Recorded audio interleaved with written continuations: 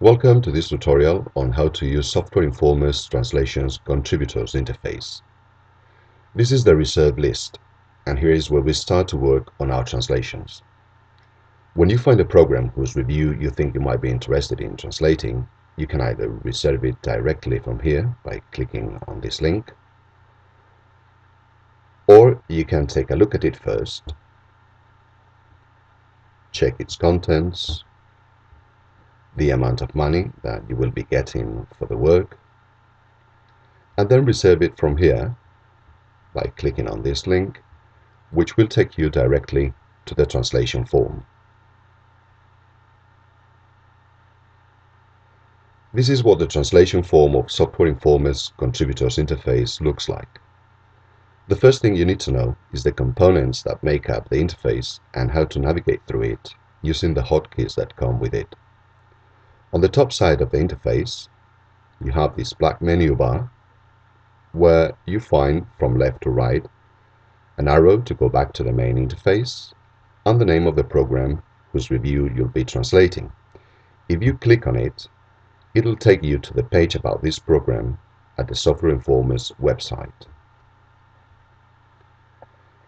Here in the middle of the menu, you have a progress bar that will tell you how far you are in the translation, and the approve button, which will remain inactive until you reach 100% in the progress bar, that is, until the translation is not finished. This abandon button here on the right will let you drop the translation and send it back to the reservation list so that some other contributor can translate it. Now, if you click on this interrogation mark here, a menu will open showing you all the shortcuts that you can use to write your translation and to move around the interface quicker and more efficiently. You also have a link here to a more complete help file that will explain to you all about the translations interface. On the right end of the menu bar, we have a link to the menu bar of the main interface. On the left-hand side of the form, we have this small window with an automatically generated translation, a machine translation of the sentence that you have selected. You can use this translation as a basis for your translation.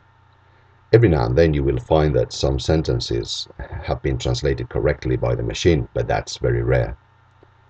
To use this text, all you need to do is click on the box or use any of the shortcuts provided. You can resize this window and you can move it around so that it doesn't interfere with your translation or your workspace.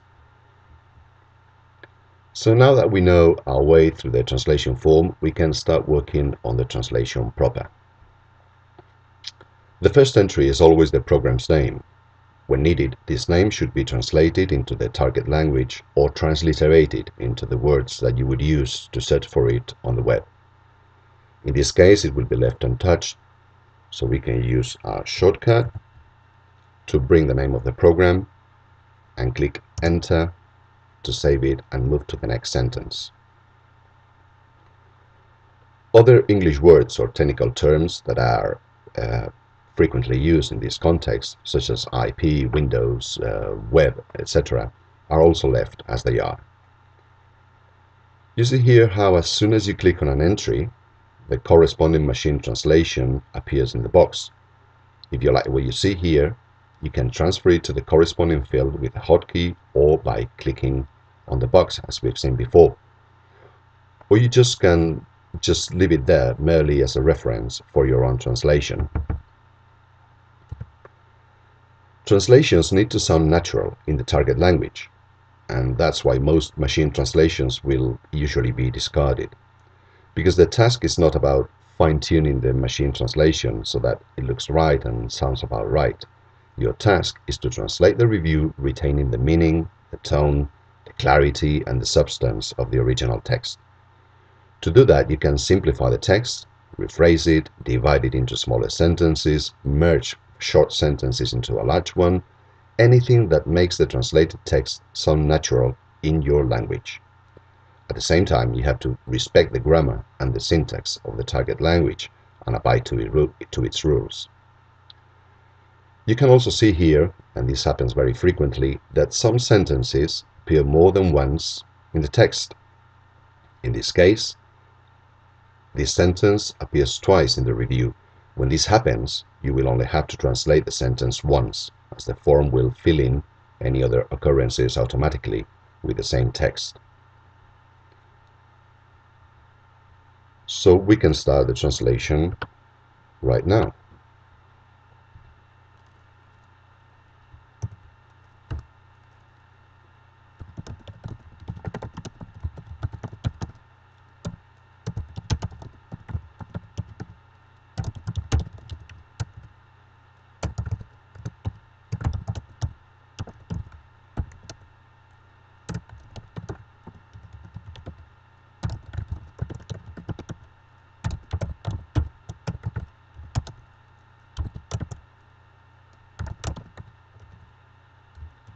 You see that we are leaving all these technical words in English.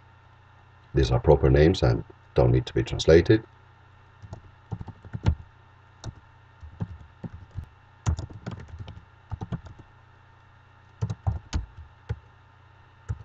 We click enter, go to the next one.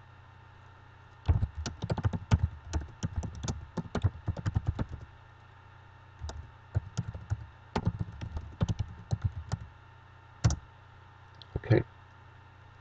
Here the text plays with two senses of the word free, so we have to do our best to translate it in a way that retains this wordplay in the target language. As we said, we have to keep the meaning and the tone of the original text.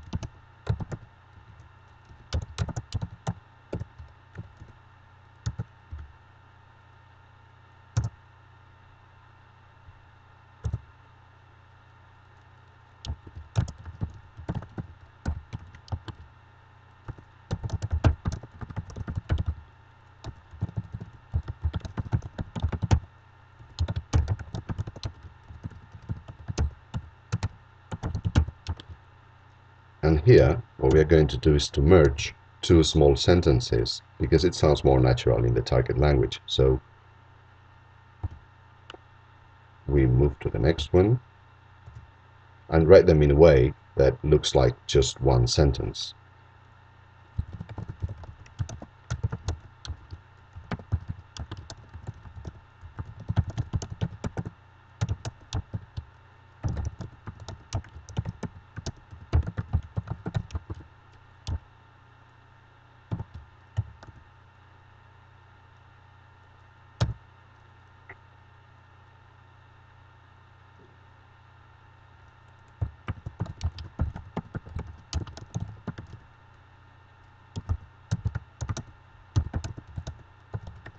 We have to use the polite sense of you when we are translating.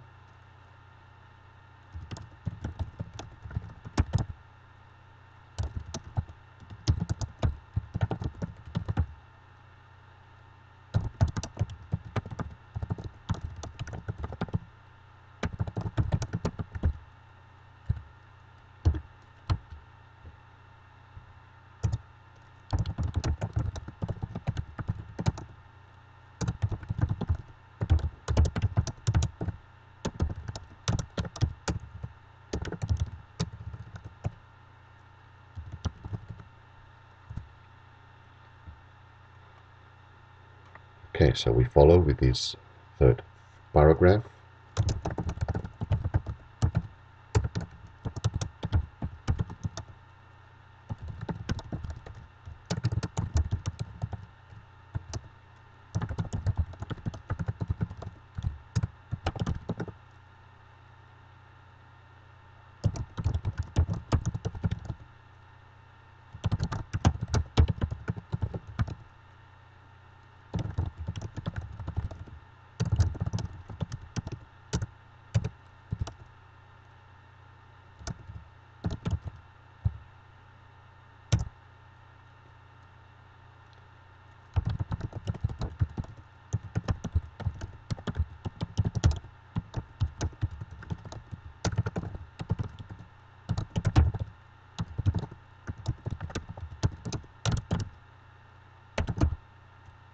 that and translate it.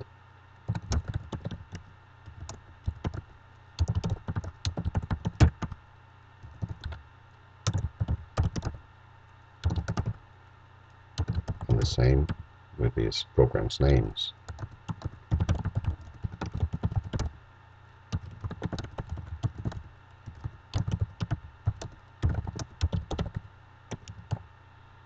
Okay.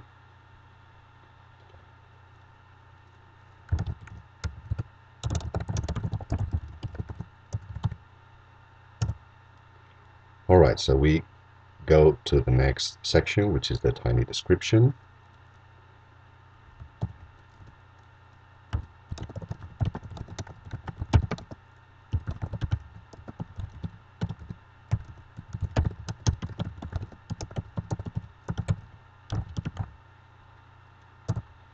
And the pros.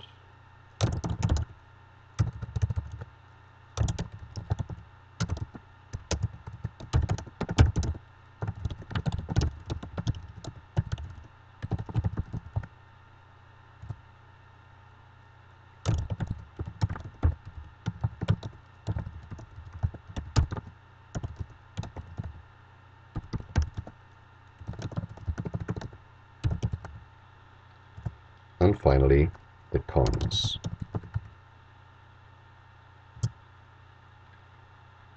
Okay, and so we have completed the translation. You can see up here that we have reached 100% and that the approve button is now active. But because there is no spell checker in this form and we are all human, it is always a good idea to review your translation before sending it for approval. That will save time both to the person checking it and yourself. When you finally send it for approval, you will be informed about what you just have done, and you can then go back to the main interface to check that your translation is queued up in the Waiting for Approval tab.